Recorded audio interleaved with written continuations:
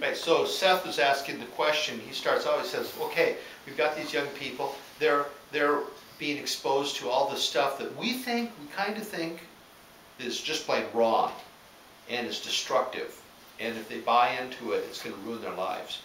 And then James says, okay, well, what is the role? Is there such a thing as Christian leadership?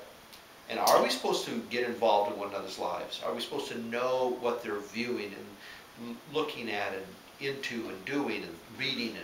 And are we supposed to try to direct their lives as far as what they're about? And I think, yes, we definitely should, because in the Lord Jesus, he would say things like, follow me, and I'll make you fishers of men.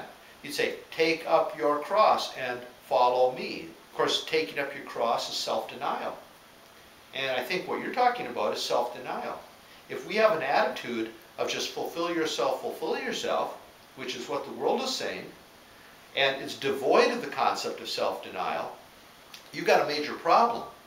And actually, there are a lot of evangelical people who, when they look at faith, they don't think of it as a step of self-denial. But I think the way the Lord Jesus talked, and the way the Bible explains it, that faith by its very character is an act of self-denial. And that God is definitely himself saying, I want to alter the way you live. I want you to have this total change. And he's exhorting Christian leaders, the apostles and the deacons and the elders, to get very involved, not in a coercive way, but involved in a good way, in a friendly way, in people's lives, because the Lord didn't coerce anybody. He was very plain about what he was stating.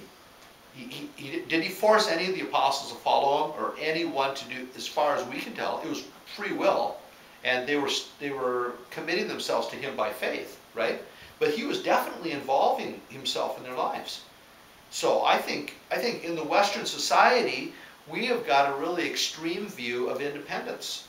I've been around. I've been over in Indonesia and India and these other places, and they're on the other side of things. Been in the Middle East, but here in the West, it's probably as extreme a cultural example of independence, where people have no right to tell anyone what to do.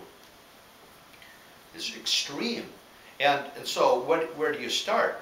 Well, one idea is here that the Bible would encourage us to simply embrace our personal responsibility. You do influence people all the time. People are following your lead, and you have to own up to it. And then in a right way to say, well, then how should we be an example? What are the standards that we ought to hold to? And how can we exert a beneficial influence? I think that's real obvious. Are we speaking in English language here? Yeah. Does that make sense?